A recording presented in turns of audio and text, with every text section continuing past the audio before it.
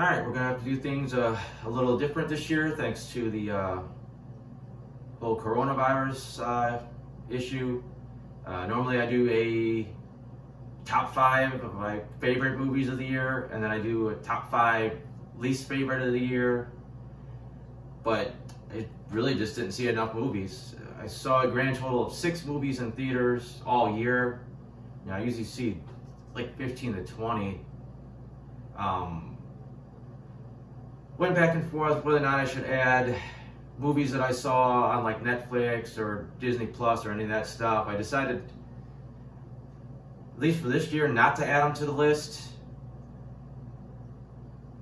And besides, I don't think any of them are really that great anyways. And I think I like to see movies opening weekend. And I know I look towards reviews a lot of times to see if it's worth my trouble to go out to the theater and see something. And I like to think that people could see my reviews and decide whether they want to take the investment and the time to go out to a theater.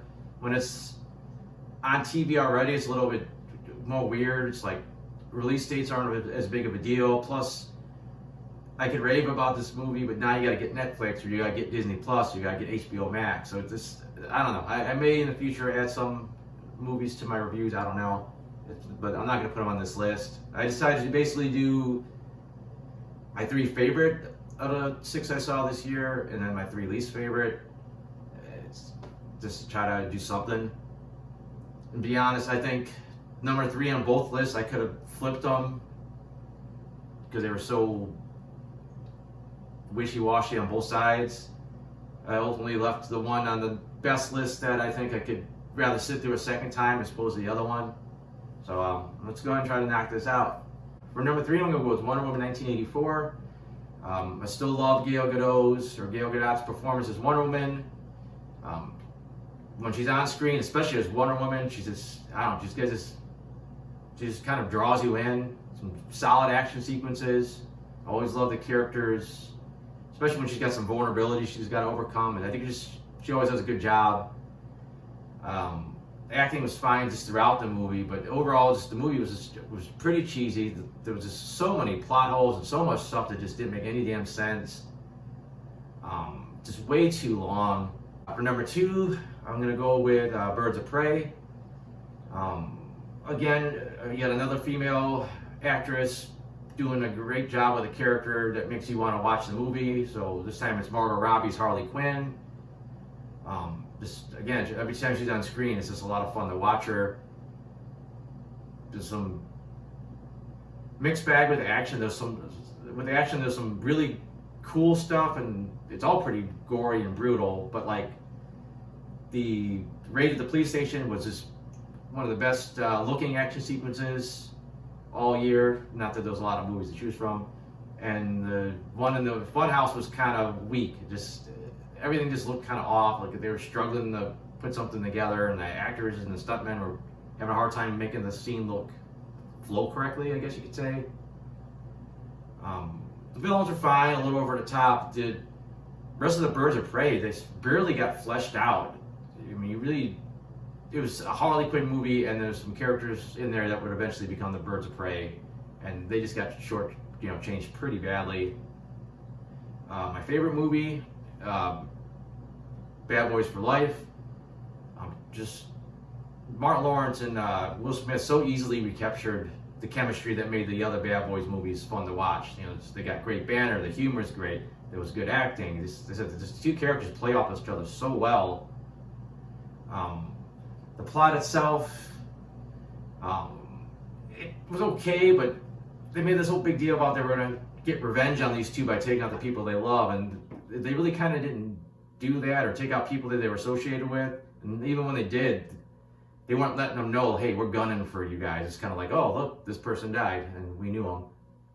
And then the end of the film kind of seemed more like they were trying to set up some kind of a Fast and the Furious, team, to do some stuff down the road. I don't know. It was an enjoyable movie, but it could have been that much better. I guess I'll move on to my least favorite list. Number 3, I went with Tenet. it was a well-made film, but it was a well-made piece of crap. I said it just felt like they basically took the general concept of a James Bond film and just it wasn't as cool. Like the locations and the stunts and the leading man just were. It was like a D-list Bond scenario. I mean, the main character didn't even have a name. He was just known as the protagonist. The gets interesting when you add the time travel mechanics to it, but then they're just so overly convoluted just for the sake of being convoluted. Sometimes it works, and there's some really cool stuff, but a lot of times it's, hey, these guys are running backwards, and now these guys are running forward, and it just didn't really, it wasn't as cool as it thought it was. At number 2, I'm going with the New Mutants. This thing had a lot of production issues. We're supposed to have all these reshots done. They never really happened. By the time they actually even finished the film, the characters had gotten too old, or the actors had gotten too old to do any proper reshoots. So there was this whole thing ended up being a giant mess. The idea was an interesting concept of adding horror to like a traditional superhero genre. They just didn't do a good job of tying any of it together. None of the actors really shined through, especially Moonstar.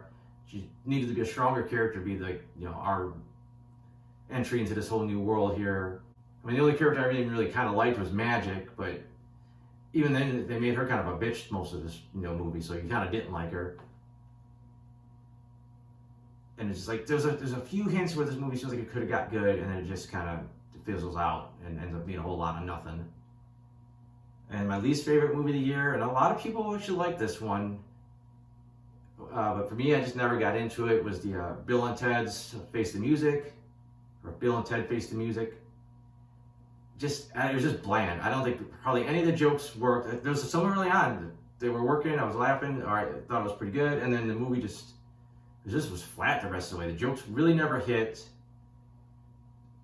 Bill and Ted's visiting different realities where they meet different versions of themselves was fine, but the secondary story with their daughters going through history and finding different musicians was just mediocre. It was nowhere near as good as the original collection of figures that they got in the first Bill and Ted's. The daughters were just basically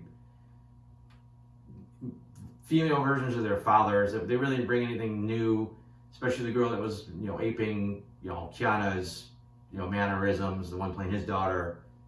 And then the end was just so half-assed. The way everything came together was so just bizarre. Like, really made any sense. It was just a goofy ending. I just never really got into it. Really, like I said, I didn't hate it, but I just never got into it. And I don't got, like I said, that's about it. That's all I could come up with, my 6 movies. If you want, you can go to my blog. I have other reviews on there for TV shows. I got my comics. I have a version of this list on there. You have links on there you can click on and see non-spoiler versions of all these movies. And that's about all I got, so thanks for watching.